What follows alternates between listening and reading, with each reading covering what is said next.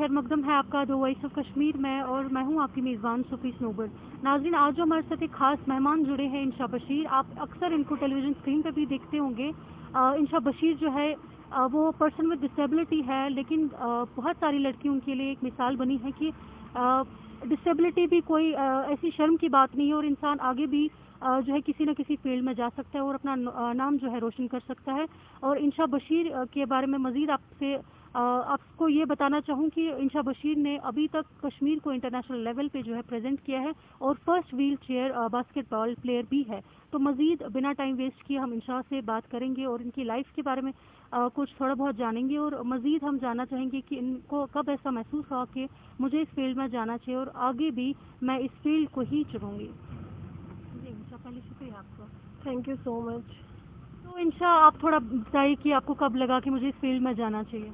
In 2017, I joined this institute Shafqat Rahab centre, जिसको हम volunteer medical society भी बोलते हैं। एक्सीडेंट के बाद तो मेरे एक्सीडेंट को 10 साल से ज़्यादा हो गया। एक्सीडेंट के बाद तो 5 साल तक मुझे पता नहीं था कि ऐसे मैं स्पोर्ट्स भी खेल सकती हूँ, इस फील्ड में आ सकती। लेकिन I was having that sports women spirit from my childhood. तो लेकिन ऐसा लग रहा था कि ये इम्पॉसिबल सी चीज़ है, कहाँ अब मैं स्पोर्ट्स में आ सकती हूँ।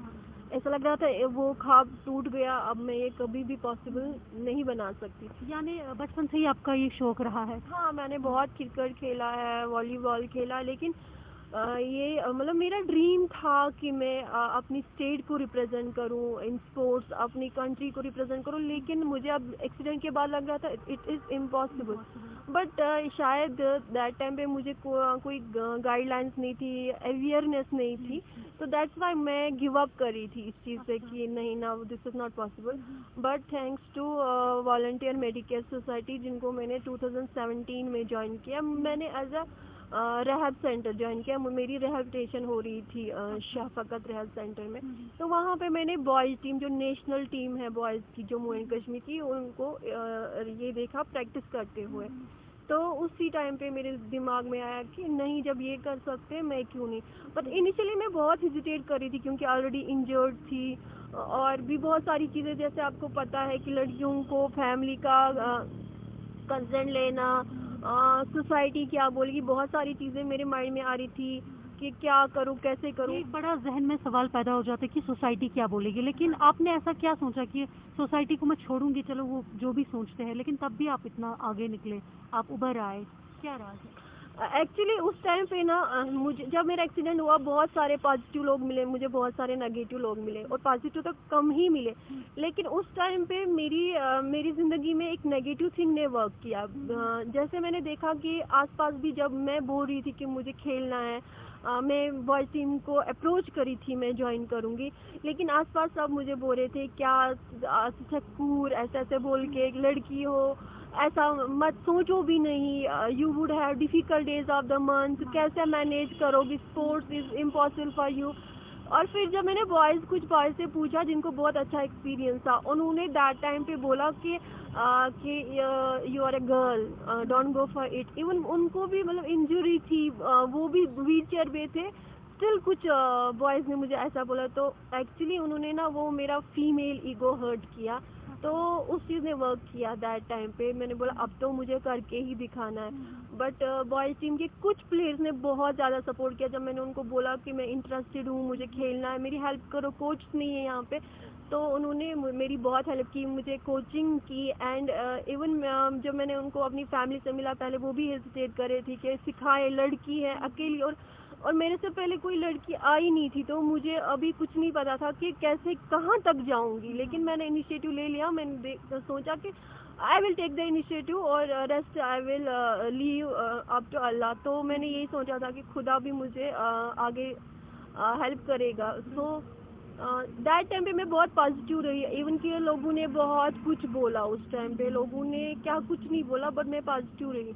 और उन लड़कों ने, जो बॉयज़ टीम थी, उन्होंने बहुत हेल्प की, कोचिंग की। और इट वाज 2017 जहाँ पे मैंने हैदराबाद में रेस्ट ऑफ इंडिया को रिप्रेजेंट किया, क्योंकि कश्मीर की वुमेंस टीम थी ही नहीं। एंड इन 2018 मैंने दिल्ली टीम को एज ए कैप्टन रिप्रेजेंट किया। एंड इन 2019 फर्स्ट मैंने इंडिया को रिप्रेजेंट किया इन यूएस। एंड देन उसी ईयर में 2019 में JNK को रिप्रेजेंट किया एज ए कैप्टन और अपनी टीम बनाई।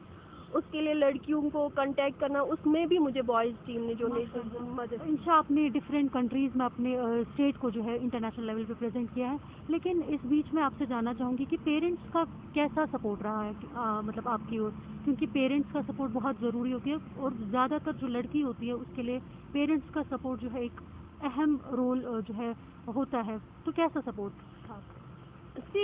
पहले तो हेजिटेट कर रहे थे मेरी भी फैमिली, क्योंकि सिक्योरिटी कंसर्न था, क्योंकि मैं ऑलरेडी इंजर्ड थी, हर्ट थी, तो उनको लग रहा था कि ऐसा कुछ और नहीं होना चाहिए जिस वजह से हमारी बेटी को तकलीफ होगी। सेकंड थिंग, हर कोई माँ बाप जो होता है ना, उसको सिक्योरिटी कंसर्न होता है, लेकिन मैं बोलूँगी, मैं हर एक इंटरव्यू में बोलती हूँ, family support is must. Until and unless हमें फैमिली सपोर्ट नहीं करेगी तो बहुत चीज़ें मुश्किल है, नामुमकिन नहीं है। बहुत सारे काम अकेले भी किए जा सकते हैं, लेकिन अगर फैमिली सपोर्ट होगा ना तो बहुत सारी चीज़ें आसान होती है, जैसे मेरे लिए होगी। इनिशियली जब वो हेजिटेट करते और उनको लोग डिमोटिवेट करे थे, जैसा मैं उनको मोटिवेट करने की कोशिश कर रही थी, लोग आते थे डिमोटिवेट करने उनको, लेकिन जब मैंने ग्रेजुअली उनको मोटिवेट किया, जब मेरे अब्बू ने मुझे परमिट किया कि ओके आप खेलो, एंड फिर मैंने देखा पहले भाई भी हेजिटेट करे, फिर मैंने देखा भाई भी चेंज हो रहे, वो भी मुझे बहुत सपोर्ट करे, प्राउड फील करे। जब मैंने कंट्री को रिप्रेजेंट किया तो मैंने उनकी आंखों में वो प्राउड फक्र देखा, उनकी आंखों में, वो मेरे लिए बहुत कुछ था, मेरे लिए मतलब वही मेरे लिए एक लिए कोई मेडल वही था कि जब मेरी फैमिली मुझ पे प्राउड थी। एंड देन बाकी बाद में लोग जुड़ ही जाते। इनिशियली तो लोग ऐसे थे कि मेरे बारे में बातें करना, कश्मीरी में बोला वो कुछ तय कर रही है, और देखो ऑलरेडी इंजर्ड है, वही बदल का तान फुट रही, अब इसका कोई और ऐसी चीज़ें। एंड देन वही लोग जो डिमोटिवेट कर रहे थे मेरी फैमिली को, आज बोलते हैं, हाँ अप्रिशिएट करते हैं, और कोई तो ऐसे कोई अंकल आंटी ऐसे बोलते काश हमारी बेटी भी इतनी स्ट्रांग हो। तो मुझे उस टाइम पे बहुत अच्छा फील होता है, और मुझे लगता है हर एक बेटी को स्ट्रांग होना चाहिए, अपना स्टैंड लेना चाहिए, अगर आप किसी भी फील्ड में कुछ भी करना चाहती हो। इंशा, आपको अभी बहुत सारे लोग देख रहे हैं जो पर्सन में डिसेबिलिटी है, उनके लिए आप क्या मैसेज देना चाहेंगे, या जो डिसेबल नहीं है लेकिन तब भी उनका शौक है किसी ना किसी फील्ड में जाना, लेकिन कहीं ना कहीं से लैक ऑफ सपोर्ट बोल सकते हैं, या तो कहीं वो सोसाइटी का सोच सकते हैं कि सोसाइटी नहीं मानेगी, सोसाइटी एक्सेप्ट नहीं करेगी ऐसी चीज़ें, उनके लिए आप क्या मैसेज देना चाहेंगे? वो है ना, कुछ तो लोग कहेंगे, लोगों का काम है कहना, सोसाइटी को आपको चेंज करना, यह हमारी रिस्पॉन्सिबिलिटी है कि उनकी थिंकिंग कैसे अच्छे वे में चेंज करें। और रही बात, अगर कोई भी किसी भी फील्ड में कुछ करना चाहते हैं तो मेरा तो यही उनको एक एडवाइस है कि नेवर गिव अप। अगर आप अपना 100% दोगे, और until and unless you will not help yourself, दुनिया में कोई भी इंसान या पेरेंट, फैमिली, कोच कोई हेल्प नहीं कर सकता जब तक आप अपनी मदद आप नहीं करोगे। और अगर आप एंथुजियास्टिक हो, आप देखना अल्लाह ताला ने भी आपके लिए बेहतर ही रखा होता है, बस आपको स्टैंड लेना and never ever give up. बहुत बहुत शुक्रिया आपका इंशा, हमें अपना कीमती वक्त देने के लिए।